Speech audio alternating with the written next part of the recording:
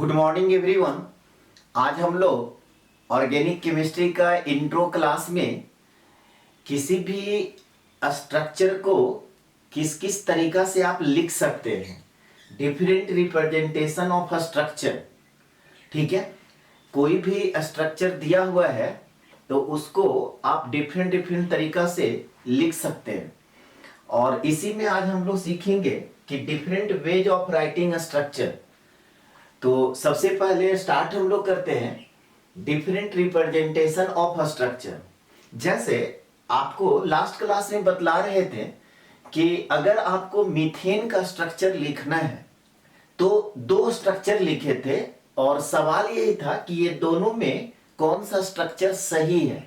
तो क्या जवाब मिला कि ये दोनों स्ट्रक्चर है सो मीथेन का सही होता है। क्यों? क्योंकि बहुत सारे बच्चे से अगर पूछा जाता है तो वो बोलते हैं कि सर ये स्ट्रक्चर जो है मीथेन का सही है और ये गलत है। तो इसमें स्टूडेंट का कोई दोष नहीं है, वो जब से मीथेन के बारे में पढ़ते हैं तो इसी तरह का स्ट्रक्चर वो देखते हैं। बुक में कॉपी में भी इसी तरह का स्ट्रक्चर लिखेंगे, टीचर है सो क्लास में इसी तरह का स्ट्रक्चर बताए। ठीक है, तो उनको लगता है कि यही स्ट्रक्चर है सो मीथेन का सही है। लेकिन आपको क्या बताया, लास्ट क्लास में आपको बताए थे कि कोई भी ऑर्गेनिक कंपाउंड का जो स्ट्रक्चर लिखा हुआ रहता है तो आप किसी भी तरीका से लिख सकते हैं। स्ट्रक्चर सिर्फ आपको ये इंफॉर्मेशन देता है कि कौन सा एटम किस एटम से किस बॉन्ड से बॉन्डेड है।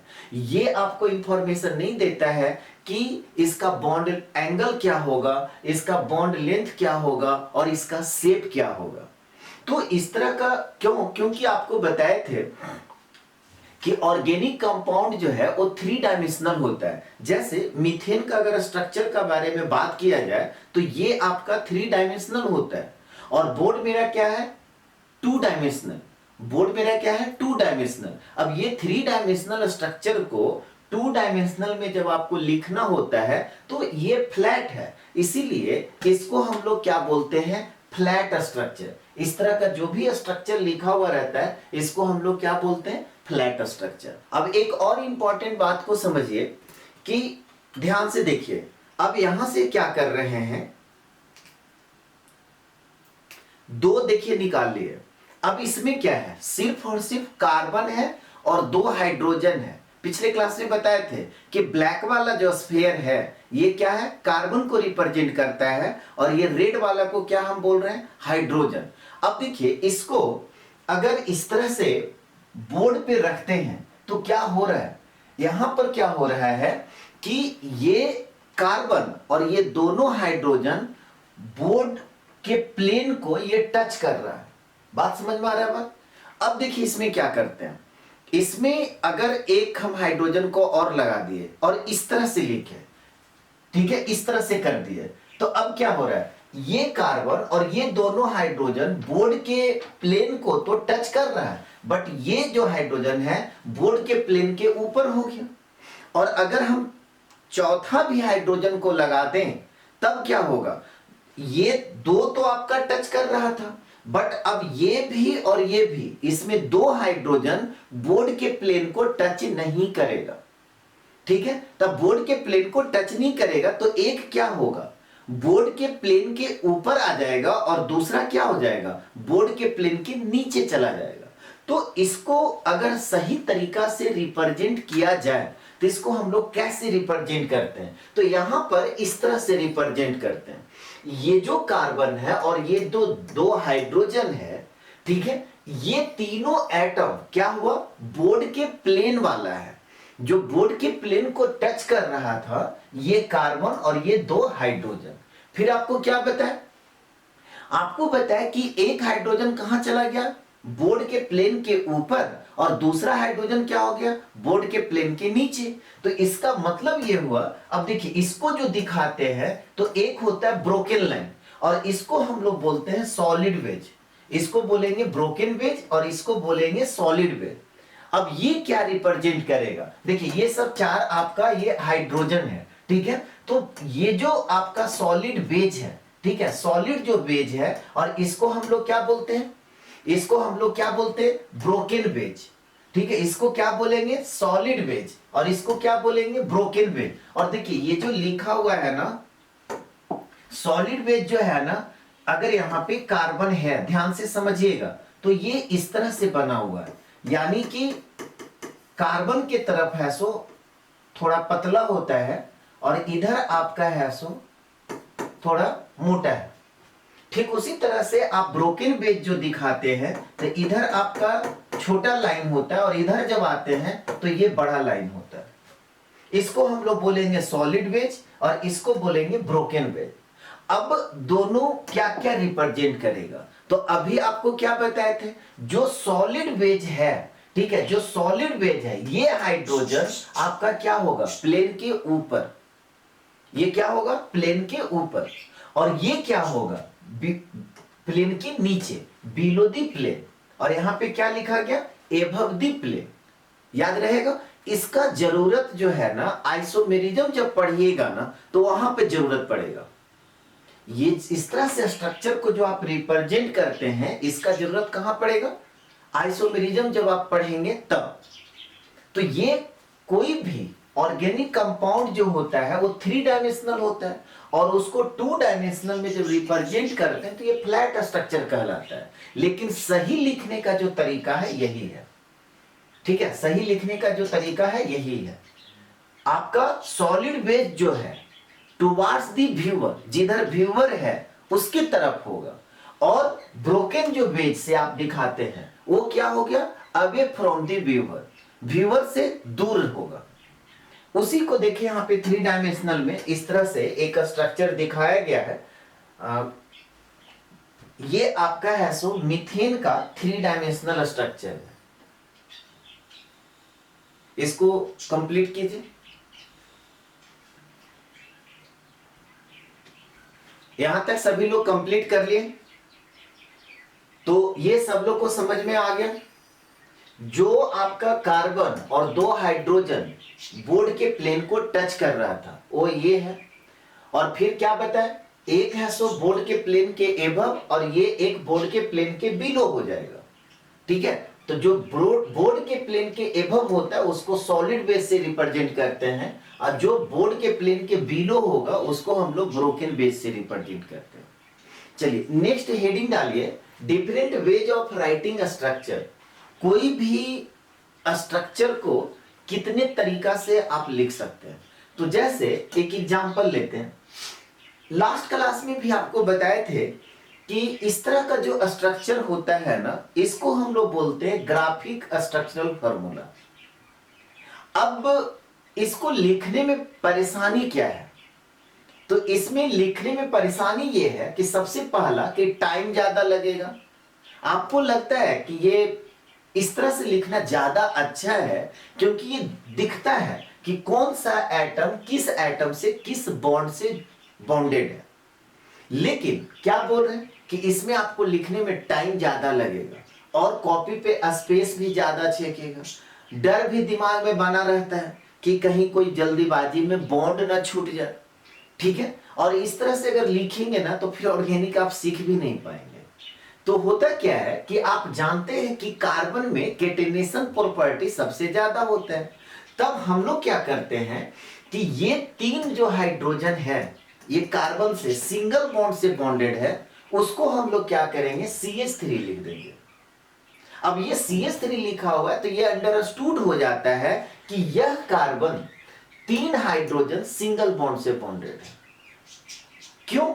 क्योंकि कार्बन का कोवैलेंसी आपका 4 होता है, और 3 बॉन्ड हाइड्रोजन यहां पे है, तो इसका मतलब है कि सारे हाइड्रोजन सिंगल बॉन्ड से ही बॉन्डेड होंगे। आप यहां पे बॉन्ड नहीं भी दीजिएगा तो ये अंडरस्टूड होता है। इसके बाद देखिए, यहां पर ये सिंगल बॉन्ड है, तो यहां पर फिर क्या करेंगे, सिंगल बॉन्ड दे दिए। अब इसके बाद देखिए ये CH है, तो फिर यहां पे लिख देंगे CH। अब इस कार्बन के साथ फिर देखिए एक CH3 है, दिख रहा है सब लोग को, तो यहां पे फिर क्या लिखेंगे, इस कार्बन के साथ एक CH3। एक और बात ध्यान रखिएगा, बहुत सारे बच्चे जो है ना कॉपी में उतारने में गलती क्या करेंगे, वो CH3 CH और इस तरह से लिख देते हैं CH3।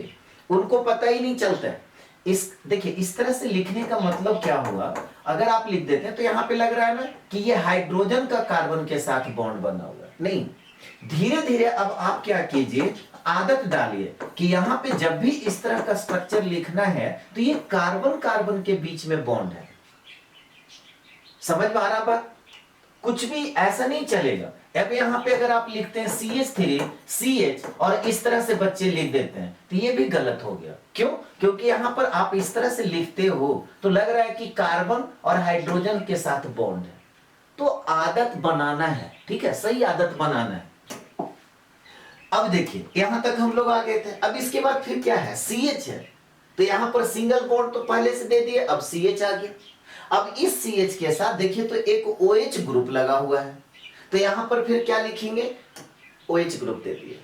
अब इसके बाद फिर देखिए CH है, तो यहां पर फिर क्या लिखेंगे, CH कार्बन और हाइड्रोजन CH है, और यहां पे डबल बॉन्ड है तो फिर डबल बॉन्ड देंगे, और CH2 है तो यहां पर डबल बॉन्ड के साथ CH2। इसको हम लोग बोलते हैं कंडेंस स्ट्रक्चरल फार्मूला। क्या बोलेंगे, कंडेंस स्ट्रक्चरल फार्मूला। तो सही लिखने का जो तरीका है, ऑर्गेनिक केमिस्ट्री जब भी आप पढ़ेंगे तो जो भी कंपाउंड होता है सही लिखने का जो तरीका है इस तरह से लिखते हैं, और नहीं तो फिर बॉन्ड लाइन स्ट्रक्चर लिखते हैं, जो कि आपको सेकेंड क्लास में बता चुके हैं। समझ में आ रहा है? अब देखिए, और यहां पर क्या है कि ये आप हॉरिजॉन्टल जो बॉन्ड है उसको आप हटा सकते हैं। कैसे? अब जैसे देखिए CH3 है तो क्या किए, CH3 लिख दिया, और ये जो हॉरिजॉन्टल बॉन्ड है इसको आप हटा देंगे तो क्या आ जाएगा, CH, तो यहां पर CH लिख देंगे। वर्टिकल जो बॉन्ड है इसको आप जैसे है वैसे रहने दिए। फिर यहां पर देखिए इस बॉन्ड को हटाएंगे तो ये CH आ गया। फिर इसके साथ एक वर्टिकल बॉन्ड OH है तो इसको दे दिए। फिर यहां पर देखिए CH है, सिंगल बॉन्ड, इसको हटा देंगे और CH डबल बॉन्ड CH2 आ गया। आप वर्टिकल बॉन्ड को भी हटा सकते हैं। लिखने का तरीका क्या है कि अगर कोई एटम या ग्रुप वर्टिकल बॉन्ड से बॉन्डेड है तो जिस एटम के साथ बॉन्डेड है उसके बगल में हम लोग लिखते हैं। यानी कि इसको जब लिख, यहां पे हम लोग क्या किए, हॉरिजॉन्टल बॉन्ड को हटा दिए, ओमिट कर दिए, हॉरिजॉन्टल सिंगल बॉन्ड ओमिटेड। अब देखिए यहां पे CH3 है तो CH3 लिखिए। अब आपको क्या कहा जा रहा है, CH है तो यहां पे CH लिख दिया, और क्या बोला गया कि वर्टिकल बॉन्ड को उसके बगल में छोटी ब्रैकेट में हम लोग लिख देते हैं। ये छोटी ब्रैकेट में लिखने का मतलब क्या हुआ कि इस एटम के साथ वर्टिकल बॉन्ड से बॉन्डेड होगा। ये वर्टिकल बॉन्ड ऊपर भी हो सकता है, नीचे भी हो सकता है। इसके बाद फिर देखिए क्या है, CH है तो CH यहां पे देंगे, और फिर ब्रैकेट में क्या देंगे, OH। क्यों? क्योंकि ये वर्टिकल बॉन्ड से बॉन्डेड है। उसके बाद फिर देखिए CH डबल बॉन्ड CH2 है तो यहां पे फिर CH डबल बॉन्ड CH2 लिख सकते हैं। इसके बाद अगर कोई ग्रुप, अब यहां पे आप क्या किए, वर्टिकल बॉन्ड को भी और ओमिट कर दिए और हॉरिजॉन्टल बॉन्ड को भी ओमिट कर दिए, ठीक है, single bond horizontal and vertical omitted. अब इसके बाद देखिए क्या कहता है कि अगर कोई भी ग्रुप 2 टाइम्स या 3 टाइम्स रिपीट हो रहा है, कोई भी ग्रुप 2 टाइम्स 3 टाइम्स रिपीट हो रहा है तो आप उसको होल 2 या होल 3 लिख सकते हैं। जैसे अब यहां पर देखिए कि यहां पर CH3 है, यहां पर भी CH3 है, तो ये कितना टाइम्स आ गया, 2 टाइम्स, और इसी कार्बन के साथ बॉन्डेड है। अगर इस कार्बन के साथ इधर अगर CH3 रहता तो उसको काउंटिंग नहीं करते। यहां पर ये CH3 नहीं, देखिए ये दोनों CH3 इसी कार्बन के साथ बॉन्डेड है, तो इसको आप CH3 होल 2 लिख सकते हैं। तो यहां पर देखिए क्या हो गया, CH3 होल 2। इसके बाद क्या लिखाएगा, CH, तो यहां पर CH लिख दिए। अब आइए फिर यहां पर CH और ब्रैकेट में OH है, और फिर इसके बाद क्या है, CH डबल बॉन्ड CH2 हो गया।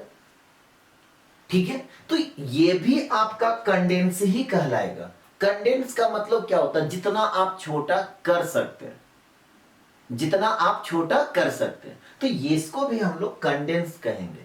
अब बोलिए कि इसका यूज कहां पे है, तो जब आप नोमेनक्लेचर करेंगे ना, और इस तरह से स्ट्रक्चर आपको दे दिया गया और कहेगा कि आप इसका नोमेनक्लेचर कीजिए, तो नोमेनक्लेचर कीजिए, तो नोमेनक्लेचर करने के पहले आपको एक्सपेंड करके इस फॉर्म में लाना होगा, तब आप इसको सही से नोमेनक्लेचर कर पाएंगे। अगर आप सोचेंगे कि डायरेक्ट इसको हम नोमेनक्लेचर कर लें तो आपसे गलती हो ही जाएगा। आप टीचर तो है नहीं, आप स्टूडेंट हैं, अभी सीख रहे हैं, तो क्या करना है, अगर इस तरह का स्ट्रक्चर कोई दिया हुआ है तो आपको सबसे पहले इस फॉर्म में ले आइए, उसके बाद नोमेनक्लेचर कीजिए। आपको ये नहीं बोला जा रहा है कि इस फॉर्म में लाइए, इस फॉर्म में लाइए। बोलिए कर लेंगे? तो कुछ हम लोग अभी एग्जांपल्स और देखेंगे। हाँ, एक बात आप ध्यान देंगे होंगे कि आपका हॉरिजॉन्टल सिंगल बॉन्ड हो या वर्टिकल सिंगल बॉन्ड है उसको तो हटा दिए, लेकिन कार्बन कार्बन जो डबल बॉन्ड है आप उसको हटा नहीं सकते। यानी कि कार्बन कार्बन डबल बॉन्ड या कार्बन कार्बन ट्रिपल बॉन्ड अगर लिखा हुआ है तो उसको लिखना पड़ेगा, आप उसको हटा नहीं सकते। ठीक है, आप उसको हटा नहीं सकते। यहां तक जल्दी से कंप्लीट कीजिए।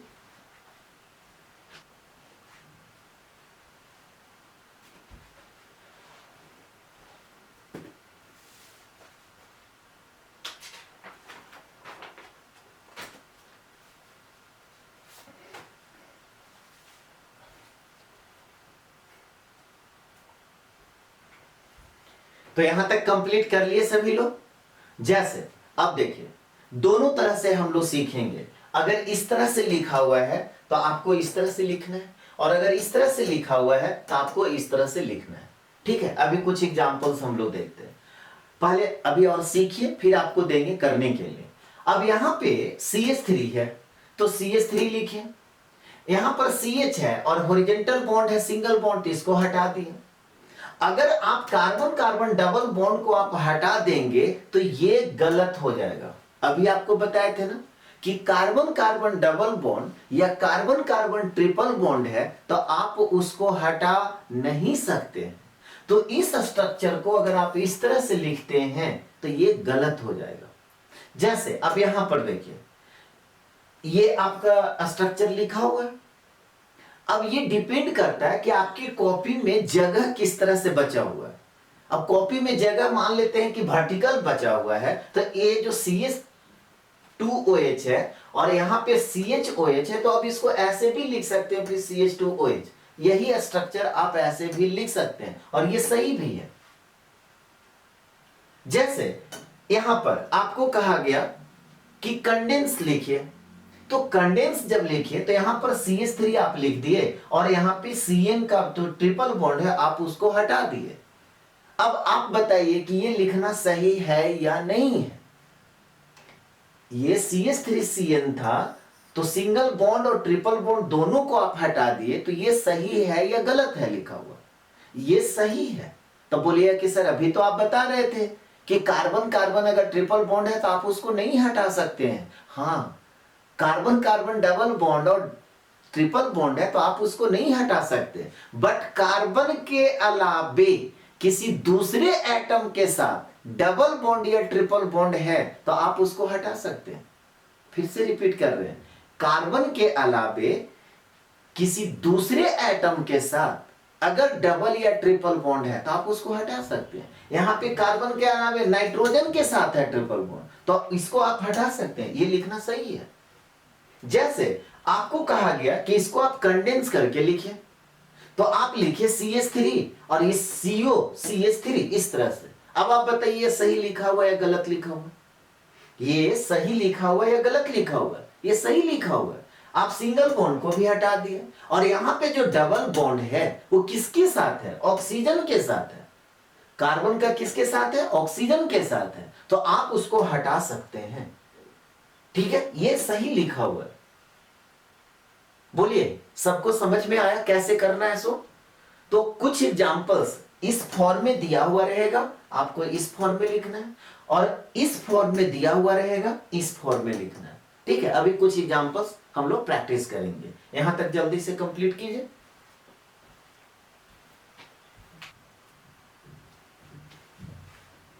यहां तक कंप्लीट कर लिए सभी लोग? चलिए, ये आप लोग का काम है, एग्जाम्पल्स का कमी नहीं है, ठीक है। इतना सारा एग्जाम्पल अभी तो हम लोग यहाँ पे सीखेंगे ही सीखेंगे, फिर असाइनमेंट में भी दिया हुआ है, तो उसको भी आपको करना है घर पे, ठीक है, प्रैक्टिस में। अब देखिए, आपको कंडेंस लिखना है तो कैसे लिखेंगे, ठीक है। कंडेंस लिखना है तो कैसे लिखेंगे, आप चाहे तो वीडियो को पॉज कर करके सबको आप लिखिए और मिलाइए कि आपका सही है या गलत है। जैसे अब यहां पर देखिए क्या है, CH3 लिखा हुआ है तो CH3 लिख दिए, ध्यान से सीखिएगा। अब यहां पे क्या है, सिंगल बॉन्ड है, सिंगल बॉन्ड है, सिंगल बॉन्ड है, सिंगल बॉन्ड है। अभी तो आपको बताया गया कि सिंगल बॉन्ड को आप हटा सकते हैं। दूसरा इंपॉर्टेंट बात क्या हो गया कि सिंगल बॉन्ड को तो हटाएंगे ही हटाएंगे, साथ ही साथ CH2 कितना टाइम्स है, 3 टाइम्स। तो CH2 CH2 CH2 3 टाइम्स न लिख करके यहां पे सीधा लिखेंगे CH2 होल 3, और लास्ट में फिर CH3 है तो CH3 लिख दिया। बात समझ में आया? यानी कि अगर ये लिखा हुआ है तो आप इस तरह से लिख सकते हैं, और ये लिखा हुआ है तो आप इस तरह से लिख सकते हो। जैसे अब यहां पे आपको कहा गया कि कंडेंस लिखिए, तो कंडेंस कैसे लिखेंगे, देखिए तो इस कार्बन के साथ 2 मिथाइल है। अभी क्या बताए थे कि एक ही कार्बन के साथ 2 ग्रुप जब रहता है तो उसको होल 2 कर देंगे। तो यहां पे क्या हो जाएगा, सबसे पहले लिखेंगे CH3 होल 2। अब इसके बाद क्या है CH, तो यहां पे CH लिख दिए। इसके बाद क्या है CH2, तो यहां पर CH2 लिख दिए। इसके बाद क्या है CH3, तो यहां पर CH3 लिख दिए। जैसे यहां पर देखिए, इस कार्बन के साथ कितना मिथाइल है, 3 मिथाइल है। इस कार्बन के साथ कितना मिथाइल है, 3 मिथाइल है। तो हम लोग क्या करेंगे, बोलिए आप लोग क्या लिखेंगे, क्या लिखना है, CH3 होल 3। इसके बाद ये कार्बन है तो यहां पे कार्बन लिखेंगे, फिर उसके बाद CH2 है तो CH2 लिखेंगे, फिर यहां पे CH3 है तो CH3 लिखेंगे। जैसे इसमें देखिए, अब यहां पर ये दोनों सेम ग्रुप तो है नहीं, तो CH3 है तो CH3 लिख दिए। इसके बाद सिंगल बॉन्ड को हटा दिए, CH है तो CH लिख दिए।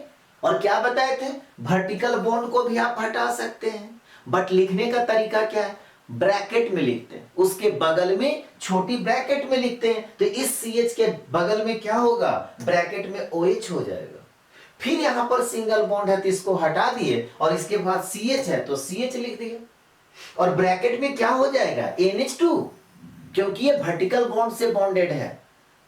तो आपको क्या बताए थे, वर्टिकल बॉन्ड से जब बॉन्डेड होता है तो बगल में ब्रैकेट में लिखते हैं, और लास्ट में क्या है CH3 है तो CH3 है। तो दोनों तरह से सोचना है। अगर आपको ये लिखा हुआ है तो आप ये लिख दीजिए, अगर इस तरह से लिखा हुआ है तो आप इस तरह से लिखो, क्योंकि नोमेनक्लेचर में ना बहुत जगह इस तरह से आपका एग्जांपल दिया हुआ रहेगा। तो सबसे पहला काम क्या करना है कि एक्सपैंड करके इस फॉर्म में लाना है, उसके बाद नोमेनक्लेचर कीजिए, तो गलती होने का चांसेस कम होगा। नोट कीजिए यहां तक।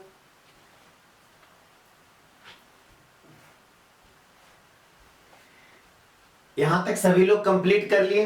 चलिए नेक्स्ट एग्जांपल में हम लोग देखते हैं। इसको आपको कंडेंस में लिखना है, तो आप कैसे देख रहे हैं, देखिए तो इस कार्बन के साथ कितने मिथाइल ग्रुप है, 3 तो आपको क्या बताया लिखने के लिए, CH3 होल 3। इसके बाद क्या है, कार्बन है तो यहां पर कार्बन लिखेंगे। इसके बाद क्या है, CH2 है तो CH2 लिखेंगे। और फिर देखिए इस कार्बन के साथ 2 मिथाइल ग्रुप है, तो यहां पर CH लिखेंगे, और फिर क्या करेंगे CH3 होल 2, CH3 होल 2। अब कोई स्टूडेंट पूछेंगे कि सर ये CH3 होल 2 को पहले लिख सकते हैं, लिख सकते हैं, कोई दिक्कत नहीं है, ठीक है। अब यहां पे आइए, इसको देखते हैं। यहां पे क्या है CH3, तो क्या करेंगे, पहले CH3 लिखेंगे, सिंगल बॉन्ड है तो सिंगल बॉन्ड को हटा दिए, यहां पे क्या हो जाएगा CH डबल बॉन्ड। और इस कार्बन के साथ क्या बताए थे, डबली बॉन्डेड कार्बन को तो लिखना होता है, और इस कार्बन के साथ फिर देखिए 2 मिथाइल है तो यहां पे क्या लिखेंगे CH3 होल 2। जैसे अब यहां पर देखिए कार्बन के साथ 4 क्लोरीन है, तो यहां पे क्या हो जाएगा CCl4। कार्बन के साथ 4 क्लोरीन सिंगल बॉन्ड से बॉन्डेड है, तो आप तो इसको लिख सकते हैं CCl4। यहां तक कंप्लीट कीजिए।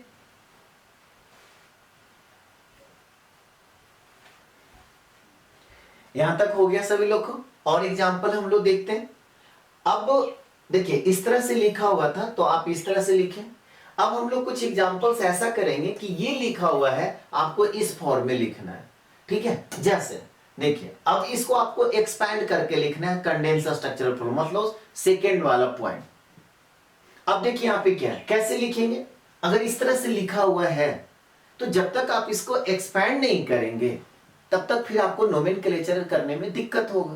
तो आपको क्या पता है, CH3 है तो CH3 लिख दिया, CH2 है तो सिंगल बॉन्ड दे करके फिर CH2 देंगे। फिर देखिए इस कार्बन के साथ CH3 है, इसका मतलब क्या होगा कि इस कार्बन के साथ 2 वर्टिकल से CH3 होगा, तो एक ऊपर लिख दिए और एक नीचे लिख दिए CH3। इसके बाद फिर देखिए क्या है, CH2 तो सिंगल बॉन्ड दे करके CH2 लिखेंगे। अब यहां पर देखिए अगर आप गलत करेंगे ना तो खुद ब खुद आपको समझ में आएगा। अब यहां पे COO है, अब कोई स्टूडेंट अगर इस तरह से लिख दे, ठीक है, और CH3, तो क्या ये सही होगा? नहीं होगा। आप खुद देख लीजिए, क्या कार्बन का कोवैलेंसी 4 होता है तो क्या सेटिस्फाइड कर रहा है? नहीं कर रहा है। ऑक्सीजन का तो कोवैलेंसी 2 सेटिस्फाइड कर रहा है, यहां पर भी सेटिस्फाइड कर रहा है, इस कार्बन का भी सेटिस्फाइड कर रहा है, बट इस कार्बन का सेटिस्फाइड नहीं कर रहा है।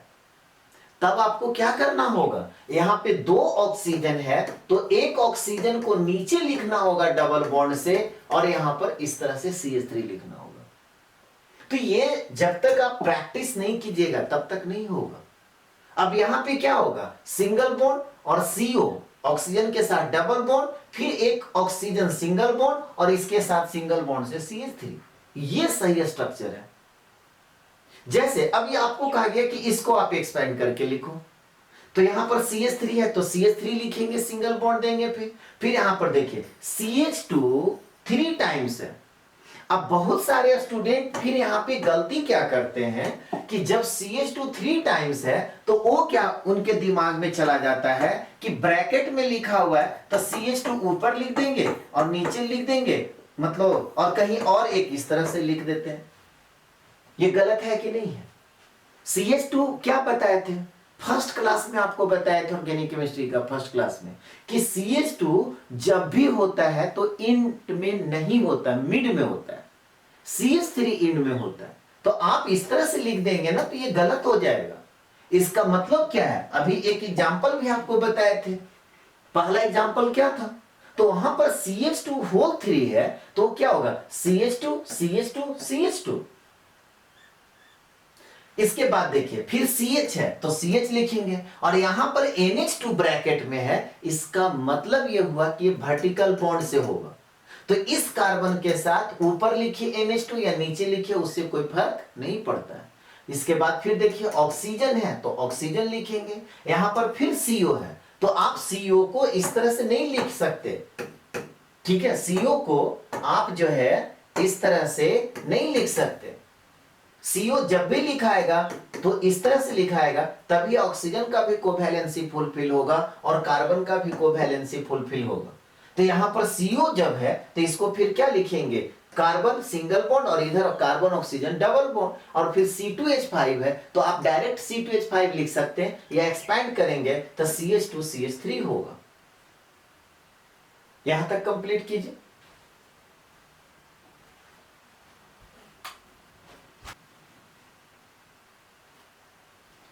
यहां तक सभी लोगों का हो गया। कुछ और एग्जाम्पल देखते हैं। देखिए अब इसको आपको कहा गया कि एक्सपैंड कीजिए या कहा गया नोमेनक्लेचर कीजिए, तब आप क्या करेंगे, पहले एक्सपैंड करेंगे। अब कैसे लिखिएगा, तो यहां पर देखिए हाइड्रोजन है, हाइड्रोजन का कोवैलेंसी 1 होता है, जब भी होता है तो टर्मिनल एटम होता है, तो यहां पे हाइड्रोजन लिख दिए। अब इसके बाद CO है, अभी बताएं CO जब है तो उसको कैसे लिखेंगे, कार्बन ऑक्सीजन डबल बॉन्ड, तो यहां पर सिंगल बॉन्ड देंगे और कार्बन ऑक्सीजन डबल बॉन्ड दे दिए। फिर यहां पर नाइट्रोजन है तो नाइट्रोजन सिंगल बॉन्ड से दे दिए, और आप जानते हैं कि नाइट्रोजन का कोवैलेंसी कितना होता है, 3 होता है। इसका मतलब ये हुआ कि ये जो CH3 लिखा हुआ है वो किसके साथ जाएगा, नाइट्रोजन के साथ। तो यहां पर क्या हो गया, एक CH3 इधर लिख दिए और एक CH3 नीचे लिख दिए। कोई स्टूडेंट बोलेंगे कि सर ऊपर लिख सकते हैं, आप लिख सकते हो, ऊपर नीचे से कोई फर्क नहीं पड़ता है। जैसे अब यहां पे आपको कहा गया कि इसको आप एक्सपैंड करके लिखो, तब क्या होगा, यहां पर देखिए तो CH3 है, तो इस कार्बन के साथ 2 मिथ है, तो पहले CH3 लिखे, फिर कार्बन लिखे और फिर इसके साथ CH3 लिख दिए। और इसके साथ फिर ब्रैकेट में देखिए OH है, तो ब्रैकेट में जब OH है तो इसका मतलब क्या हुआ, इसी कार्बन के साथ ऊपर में वर्टिकल बॉन्ड से OH होगा। अगर ये CH3 को ऊपर लिखते तो OH को नीचे लिख देते। फिर क्या है, C2H5 है, तो आपको CH2 और CH3 एक्सपैंड कर दीजिए। जैसे अगर आपको कहा गया कि इसको आप एक्सपैंड करके लिखिए, क्या है, CH3 है, तो सबसे पहले क्या करेंगे, CH3 लिख दिए। फिर देखिए COO है, COO है, तो एक ऑक्सीजन क्या होगा, डबल बॉन्ड के साथ जाएगा कार्बन के साथ, तो यहां पर सिंगल बॉन्ड और ये कार्बन ऑक्सीजन डबल बॉन्ड, और यहां पर एक ऑक्सीजन क्या होगा, बीच में आएगा सिंगल बॉन्ड के साथ, तो इसका भी कोवैलेंसी पूरा। फिर देखिए CO है, तो फिर यहां पे क्या होगा, कार्बन ऑक्सीजन है, सो डबल बॉन्ड होगा, और इसके बाद आपका फिर CH3 है, तो यहां पर सिंगल बॉन्ड CH3 देंगे। तो इस तरह से जब प्रैक्टिस करेंगे ना, तब जाकर के आप सीखेंगे। अब इतना सारा एग्जाम्पल आपको यहाँ पे बताया गया, असाइनमेंट में भी कम से कम 20 या 22 एग्जाम्पल है, आप उसको कीजिए। फिर नेक्स्ट क्लास में हम लोग सीखने वाले हैं कि फंक्शनल ग्रुप क्या होता है, ठीक है, और क्यों मैक्सिमम स्टूडेंट को फंक्शनल ग्रुप पहचानने में दिक्कत होता है, तो इसके बारे में एक्सप्लेन हम लोग नेक्स्ट क्लास में करेंगे। चलिए यहीं पे आज क्लास फिनिश कर रहे हैं, और इसी उम्मीद के साथ विदा लेते हैं कि आज का दिन आपका अच्छा बीते और आने वाला कल आज से और अच्छा बीते। Have a nice day, thank you.